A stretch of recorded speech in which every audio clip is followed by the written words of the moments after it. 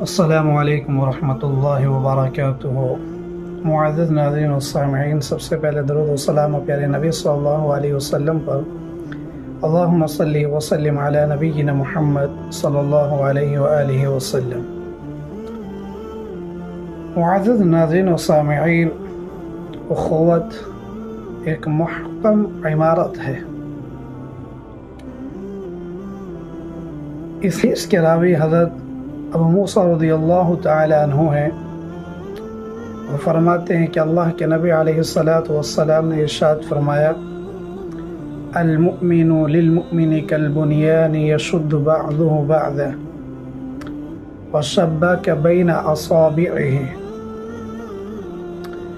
حضرت ابو موسیٰ رضی اللہ تعالی عنہ فرماتے ہیں کہ اللہ کے نبی علیہ السلام نے ارشاد فرمایا، ایک مسلمان دوسرے مسلمان کے لیے عمارت کی طرح ہے، جس کا ایک حصہ دوسرے حصے کو قوت پہنچاتا ہے۔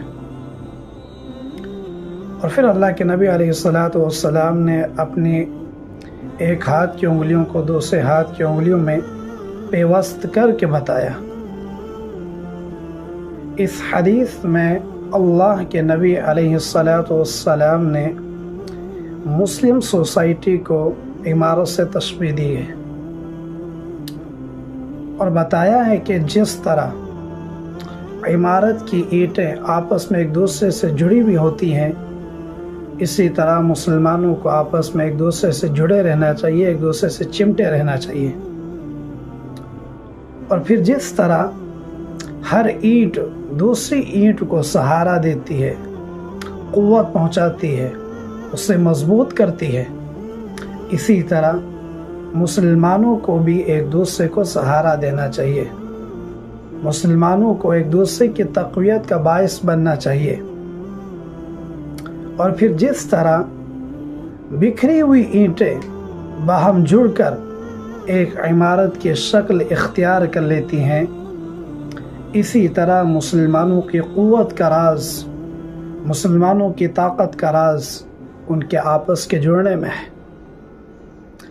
اگر وہ بکھری ہوئی اینٹوں کی مانند رہے تو ان کو ہوا کا ہر جھونکا اڑا لے جا سکتا ہے اور پانی کا ہر ریلا بہا لے جا سکتا ہے۔